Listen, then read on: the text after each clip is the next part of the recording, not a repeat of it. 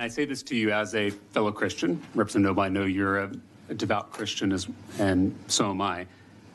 This bill, to me, is not only unconstitutional, it's not only un-American, I think it is also deeply unchristian. And I say that because I believe this bill is idolatrous, I believe it is exclusionary, and I believe it is arrogant.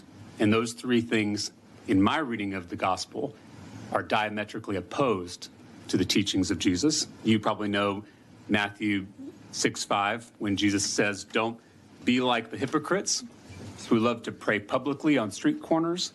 When you pray, go into your room and shut the door and pray to your Father who is in secret."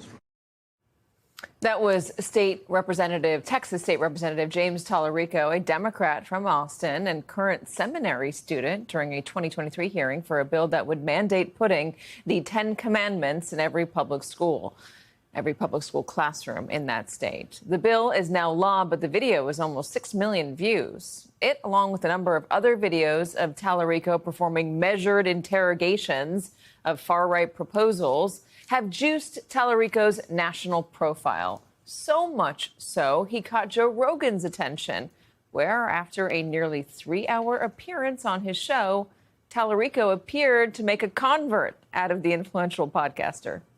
That's because you need to run for president. Yeah. We need someone who's actually a good person. Joining us now, Texas State Representative James Tallarico. Really good to have you. Thank you for joining us. Thanks for having me. So what is next for you? Are you running for Senate? You have, according to the Austin American-Statesman, registered the domain name TallaricoForSenate.com. Well, my focus is on the special legislative session that just got called here in Texas. You know, Donald Trump is trying to rig the next election here in our state by redrawing our political maps. And so this is where my attention is. You know, I was hired by about 200,000 constituents here in Central Texas to do this job. And so this is what I'm going to do, and I'm going to focus my attention here before I start to apply for other jobs. But once the special session's over, I am going to look at the U.S. Senate race and consider how I can best continue my service. All right, let's focus on what's happening in the special session right now. It was called for disaster response to take a look at what happened after the floods. And I'm pausing because I had a drink with a friend who lost her niece in the floods, and it's obviously very painful for the families there. How much of the focus has been on the flood response and how to make things better, and how much of the focus has been on the redistricting?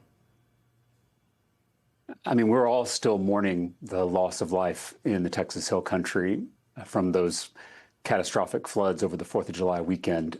And instead of bringing us here to the state capitol to talk about disaster relief and flood mitigation and emergency management, the governor is using these victims as a cover to play politics, to do the bidding of Donald Trump, who told Governor Abbott to find him 5 more congressional seats so he can protect his majority in the next election, regardless of how we all vote.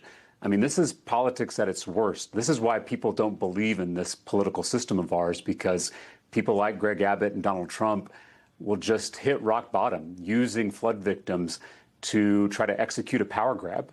And so it's incumbent upon me and my colleagues here in the state to stand up to the governor and to the president and try to do the actual work of helping those victims and preventing a tragedy from ever happening again.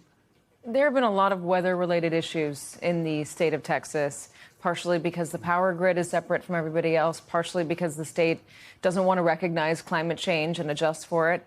They don't want to spend money on flood prevention methods or just alert methods, like the talk about the siren and alarm system not getting funds approved, even though the city had asked for them over and over again, the county. And yet, constituents, voters in Texas, vote for these lawmakers over and over again to represent them, despite these disasters, despite the pain from them, the loss of life, the loss of community, the loss of property. How do you explain that? Well, I do think that's going to change. You know, I held an organizing rally up in Plano, Texas, which is a red part of the state. And it wasn't for any particular candidate or campaign. It was an event designed to register voters, recruit people to run for office at the local level, and organize voters. I thought maybe there'd be 100 or maybe even 200 people that would show up because we're pretty far from an election.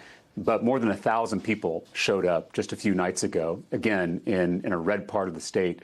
So I do think that Texans across the political spectrum are starting to recognize that this system here in our state and at the national level is deeply corrupt and isn't serving the interests of the people. And my only hope is that we're going to be able to organize enough Texans, enough Americans in the months ahead to take power back in November of 2026. What do you believe Democrats should be focused on?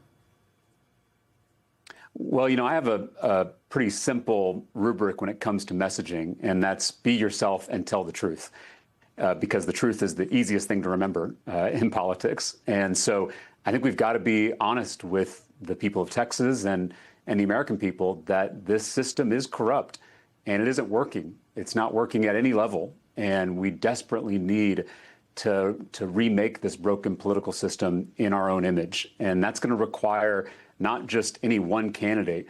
It's going to require people coming together and resisting the systems that are dividing us, the social media algorithms, the cable news networks like Fox News that are, deliberately tearing us apart on a daily, hourly basis.